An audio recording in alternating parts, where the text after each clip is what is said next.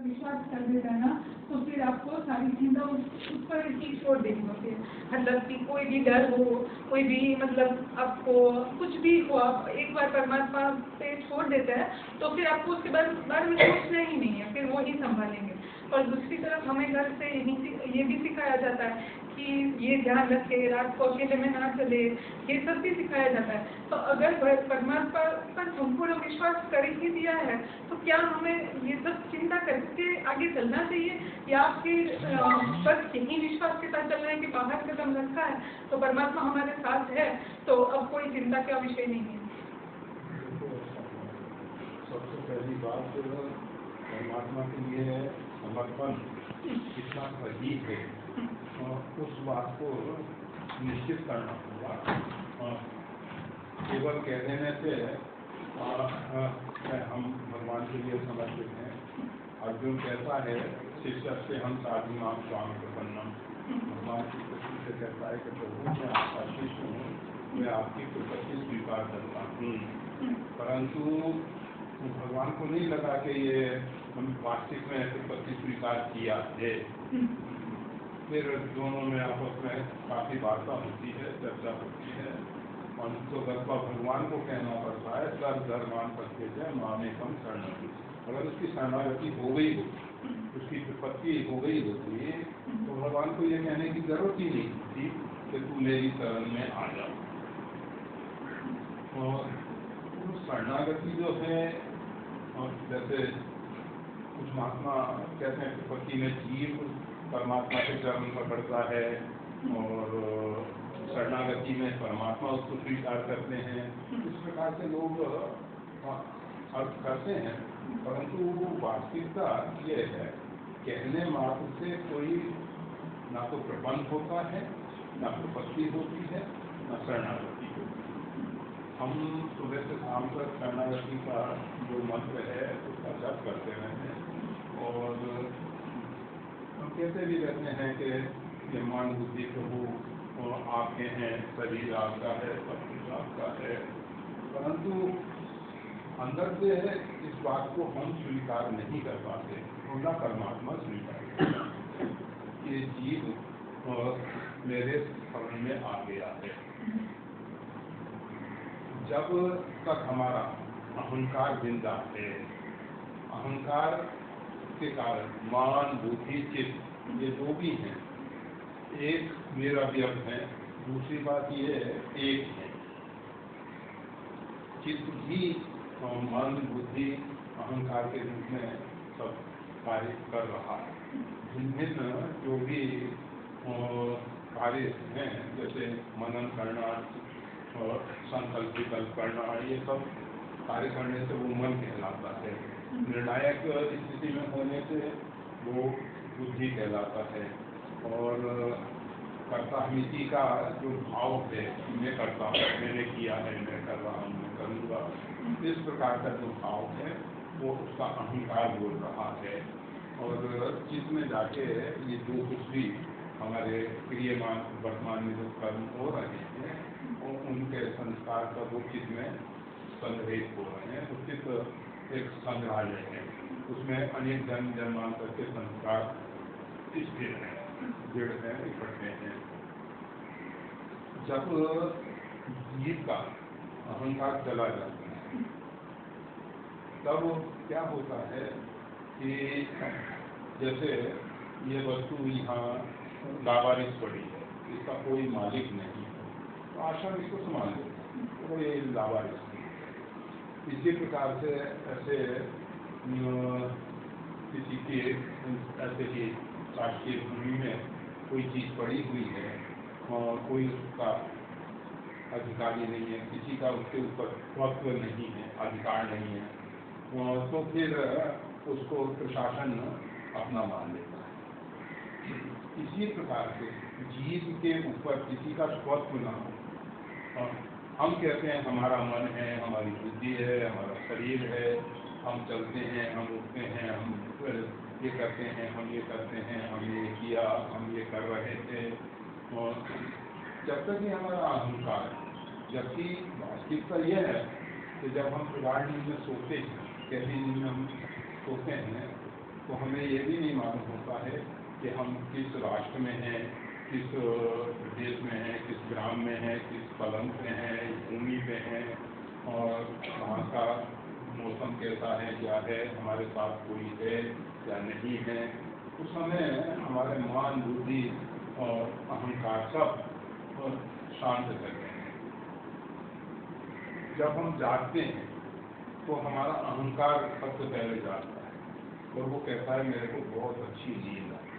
अहंकार तो बोला कि मेरे को बहुत अच्छी नींद है, परंतु उस गहरी नींद में, सुषुप्ति जिसको हम सब कहते हैं, उसमें शरीर के जो श्वास प्रश्वास है, रक्त संचार है, पाचन संस्थान है, ये सब कार्य हो रहे हैं।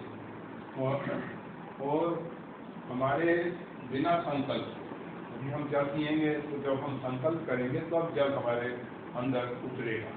हम जब संकल्प करते हैं तो ये शब्द बाहर आ रहे हैं, हमें बोलना है, ये बोलना है, जो मन में विचार है उसको वाणी इस प्रकार से व्यक्त कर रही है, शब्दों में उसकी अभिव्यक्ति हो रही है। तो सब ये सब अंदर बहुत बड़ा कारोबार चल रहा है। इनमें अगर कोई भी थोड़ी सी गड़बड़ी आ जाती है तो व्यक्ति क्या होता है, अंदर से समझ रहा है पर बोल नहीं पाता, उसके पास शब्द नहीं आ पाते। जैसे अंदर मस्तिष्क के ज्ञान तंतुओं में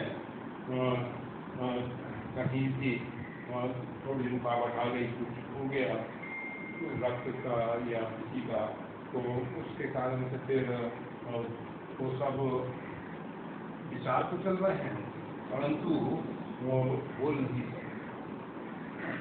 तो ये सब जो खेल चल रहा है इसका संचालन करने वाला शरीर के अंदर जो जीवात्मा है वो जीवात्मा की चेतना उस परमात्मा की है। परमात्मा अपने आप में ऐसा नहीं है कि हमने जैसे ये आपको दे दिया वैसे चेतना देता है, या जैसे सूर्य की किरणें यहाँ आ रही हैं तो सूक्ष्म कण जो हैं वो वहाँ से यहाँ आ रहे हैं या उष्मा गर्मी आ रही है, परंतु ऐसे परमात्मा चेतना नहीं प्रदान करता है जैसे गर्मी इत्यादि होती है या शब्द तो तरंगों के रूप में आ रहा है और आपके कान के पर्दे से टकरा रहा है और ये जीभ और दांत और इन सब के माध्यम से वो तरंग को बनाया जा रहा है जिससे, और फिर आपके मस्तिष्क में जो पहले से भरा हुआ है कि ये बोल रहे हैं, ये शब्द है, तो सब आपको सुन लेते। तो हम ये बता रहे थे कि जब हम प्रगाढ़ नींद में होते हैं तब भी अंदर का शरीर का सब काम चलता होता है, परंतु हमारा अहंकार सोया होता है। इस कारण से हम ये नहीं कहते कि ये हम करते हैं। जब हम जाग जाते हैं तो हम कहते हैं कि हम श्वास ले रहे हैं।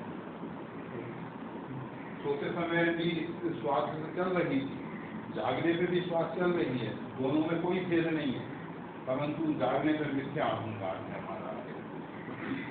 इसी प्रकार से कार्य फेर कर रहा है। हम कहते हैं हम चल रहे हैं, और देखने का काम नेत्र कर रहा है। हम कहते हैं कि हम देख रहे हैं, हम सुन रहे हैं, हम सूंघ रहे हैं, हम या में जो भी, मतलब वहाँ अहंकार जो है ये सब कार्य कर रहा है। और जब पूर्ण रूपेण अपने ऊपर से किसी का भी अधिकार नहीं रहा, मतलब हम जो अहंकार है, मिथ्या अहंकार हमारा दलित हो गया, और दूसरों का भी, दूसरे कह रहे हैं कि ये हमारी बच्ची है, हमारी पत्नी है, हमारी बहन है, हमारा ये जो भी दूसरों ने अपने स्वत्व आपके ऊपर कर रखे हैं। तो जब हमारा अहंकार दलित हो जाए, दूसरों का स्वत्व हट जाए, तो हमारा भी अपने ऊपर से अपना स्वत्व अधिकार हट जाए, तब शरणागति है। शरणागति इतनी सरल नहीं है कि जितना हम कह रहे हैं कि हम शरण में हैं, इतने मात्र से कोई शरण नहीं। जब वो इस स्थिति होती है, जब उस कक्षा में पहुंचता है, उस लेवल में पहुंचता है, तब शरणागति की बात होती है। दूसरी बात ये कि हम परमात्मा के शरणापन हैं। ठीक, अगर हम परमात्मा के शरणापन हैं तो सेवक सुपति मार्ग भरोसे रहे असोच बने रूप हो से। जैसे सेवक जो है स्वामी के भरोसे रहता है कि भाई स्वामी है, मालिक अपना सक्षम है, हमारे ऊपर किसी प्रकार की कोई समस्या आएगी भी तो वो संभाल देगा और हमको कोई परेशानी नहीं, और वो संभालता भी है। ऐसे बच्चे हैं, उनके माता पिता इत्यादि जो भी परिवार के हैं वो उसको संभाल देते हैं, वो सब निश्चिंत रहते हैं। इसी प्रकार से अगर शरणागत हैं हम तो हमको तो उसी प्रकार से निश्चिंत होना चाहिए, और उतनी निश्चिंतता हमारे अंदर आ जाए। परमात्मा किसी के साथ विश्वासघात नहीं है। अगर इस प्रकार की स्थिति है तो बाल न बांका कर सके दो जग देवी, तो तीनों लोग में तो पूरे शक्ति वाले लोग आ जाए परंतु हमारा कुछ नहीं बिगाड़ सकेंगे, परंतु उतनी दृढ़ आस्था हो, दृढ़ विश्वास हो और शरणागति हो तो कोई समस्या नहीं। फिर भी जो कहा जाता है कि भाई रात्रि है, अकेले नहीं जाना चाहिए देश काल परिस्थिति के अनुसार, तो उस विषय में भी समझना चाहिए। जैसे एक महात्मा जी शिष्यों के बीच में बैठे उपदेश दे रहे थे तो देखो जीव कुछ नहीं करता, करने वाला परमात्मा है। तो शिष्य बड़े गहराई से इस बात को स्वीकार किए। अब वो शिष्य चला जा रहा मस्ती में, उधर से एक मतवाला हाथी आता और उसके ऊपर जो महावत बैठा हुआ था उसने कहा स्वामी जी अल्लाह बढ़ जाओ, हाथी बिगड़ा हुआ है, हाथी बस में नहीं है मेरे। गुरुदेव ने कहा है कि सब में भगवान है, सब में भगवान कर रहे हैं, तो भगवान उसमें है तो भगवान मेरे को क्यों उठा के फेंकेंगे या तो मेरे साथ क्यों दुर्व्यवहार करेंगे। वो अपने मस्ती में चलता रहा। अब हाथी ने उठाया खून से फेंक दिया एक चट्टान। अब उसके हाथ पे चोट तो लगनी लगी, रखाता हुआ देखता हुआ लाठी वाठी गुरुदेव के पास में तो गुरुदेव आपके उपदेश का परिणाम है। आपने जो कहा उसको मैंने सत्य मान लिया। मैंने क्या कहा भाई और तुमने क्या सत्य मान लिया कि आपने कहा सब में परमात्मा है। उधर से हाथी आ रहा था और महावत ने कहा कि स्वामी जी हट जाओ। मैंने सोचा कि हाथी में भी नारायण है, मेरे में भी नारायण है, नारायण नारायण को क्यों फेंकेगा या नारायण के साथ दुर्व्यवहार क्यों होगा। कहा देखो हाथी में नारायण है, तुमने नारायण है, महावत में भी नारायण है। नारायण ने कहा कि स्वामी जी अलग हो, तुमने नारायण की बात नहीं मानी, उसने नारायण फेंक दिया। तो हम केवल उनमें नारायण देख लेते हैं, इन्हें नारायण देख, परंतु महावत में नहीं देखते और महावत में भी भगवान बोल रहे हैं। इसी प्रकार से जो भी कह रहे हैं नहीं समय खराब है तो उसमें भी वही परमात्मा बोल रहा है, तो उनकी बात में भी विचार करना चाहिए। ऐसा नहीं कि नहीं क्या होता है करेंगे समय के अनुसार। आज ऐसा नहीं है, हम कितने ही सही, परंतु दूसरा व्यक्ति मद्यपान किए और मद्यपान इत्यादि किए होने से उसके बुद्धि विवेक को है, वो क्या कर बैठेगा वो कुछ भरोसा नहीं। इसलिए ऐसी स्थितियों में अपने आप की सुरक्षा करना चाहिए। वो अगर समझ होती तो वो एक बार तो कुछ नहीं भी करता, परंतु वो तो अपने आप में सही नहीं, उसके ऊपर तो शैतान सवाल